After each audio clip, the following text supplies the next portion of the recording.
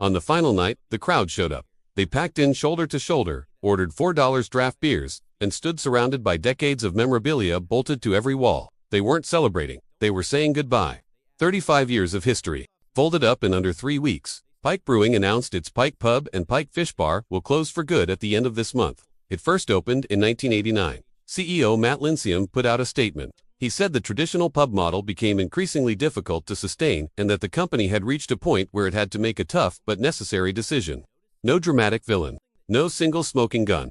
Just a business explaining, in careful corporate language, that the math had stopped working. But here's what nobody is saying out loud. This closure doesn't happen in a vacuum. It happens right at the doorstep of a new Seattle, one run by a mayor whose signature tax is already emptying out the towers around where that pub used to stand. And today, we're going to follow the money, from one closed pub door all the way to a city quietly shifting its tax burden onto your house. Stay with me. To understand what just happened, you have to go back to where this started. 1989, Seattle was not a craft beer city. There was no scene, no reputation, no infrastructure. Charles and Roseanne Finkel didn't walk into a thriving market. They built the market.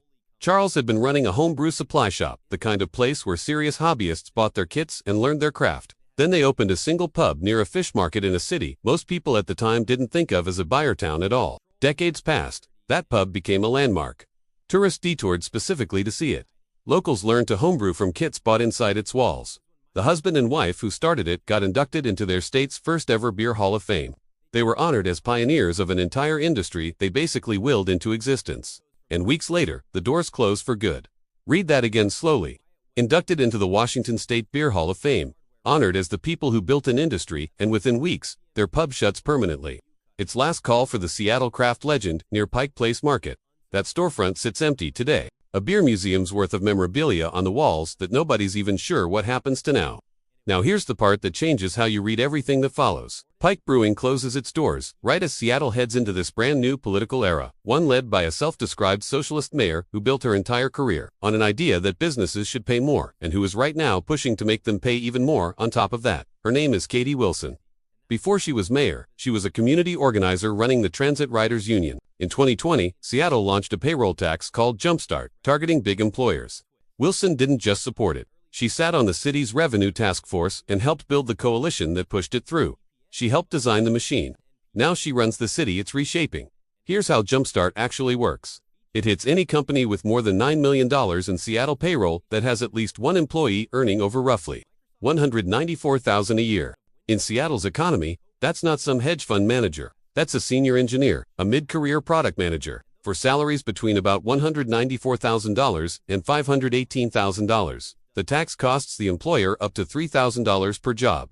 Above that, it climbs past $9,000 per employee. And for anyone making over $1 million a year, there's an additional 5% tax stacked on top, meaning at least $50,000 per head. Bellevue, 8 miles away, charges nothing close to any of it. You can guess what happened next. Amazon, the single largest payer into Jumpstart, has shifted roughly 14,000 employees to Bellevue. Not fired, relocated. Same jobs, same company. Different zip code, because the zip code carries no comparable tax. A new report from the Downtown Seattle Association found that downtown Seattle has lost roughly 30,000 jobs since 2020, that nearly a third of its office space now sits empty, and that downtown office values have collapsed by nearly half. Bellevue's office values over that same stretch actually rose 7%. Every one of those thousands of relocated workers used to be a potential customer walking past Pike Place Market on a lunch break. Now they're not. And it's not just Amazon making that calculation. Starbucks, the company literally born in Seattle, is pouring $100 million into a new corporate hub in Nashville, shifting jobs out of its Seattle headquarters as part of it. Oracle just laid off nearly 500 Seattle area workers. Meta cut over 160 more Washington employees on top of earlier rounds. Add in cuts from Microsoft and Amazon, and the region has shed more than 20,000 tech jobs in a matter of months. And starting this year, every business left standing faces a higher business and occupation tax, with the rate for service companies climbing from under 0.5% to nearly 0.2% on gross receipts. Whether or not that business turned a profit, that includes every remaining restaurant, pub, and shop still operating in the blocks around where Pike Pub used to pour its last pint. Now, to be fair, Wilson didn't invent Seattle's affordability crisis. The problems she's stepping into are real. Rent has outpaced wages for years. Homelessness is a genuine emergency, not a talking point. Jumpstart wasn't created out of nowhere. It was sold as dedicated funding for affordable housing. with the majority of the money earmarked specifically for that purpose.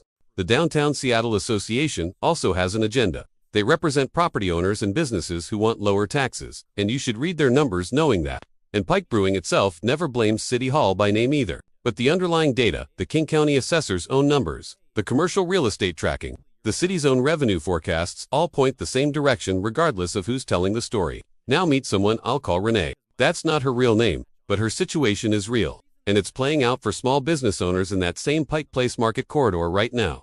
Renee has run a small cafe 2 blocks from where Pike Pub used to stand for 11 years.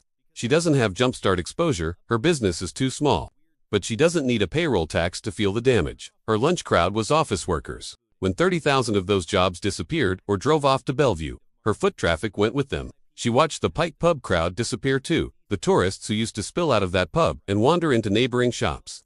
She's not closing tomorrow, but she's watched 3 neighboring storefronts turn over in 2 years, and she doesn't know how many more empty windows her block can absorb before hers is one of them. Now follow the money all the way down. Jumpstart was supposed to be walled off for housing and climate programs. Instead, the city has pulled roughly $200 million of it into the general fund just to patch ordinary budget holes and dissolved the oversight committee that was supposed to be watching how the money got spent. Wilson has confirmed this herself on camera, saying the city's deficit is only somewhere between $150 and $200 million instead of $400 million, specifically because of those jumpstart transfers.